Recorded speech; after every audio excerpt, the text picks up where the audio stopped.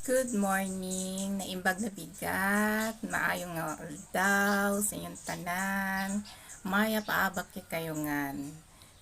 Isa pong maulan na umaga sa inyong lahat kasi po maulan po dito sa amin at bumabagyo signal number 2 po. Kaya ingat po sa daan, stay safe po. Kaya dito muna po tayo sa loob ng bahay mag-vlog. So, gusto ko lang pong ipakita sa inyo yung nahingi ko pong halaman sa aking pinsan dahil nagbakasyon po ako. Pag nagbabakasyon kasi ako lagi kong unang tinitignan yung mga halaman nila at kung anong wala ako, yun po ang mga hinihingi ko, yung kaya ko pong damputin at i-bags.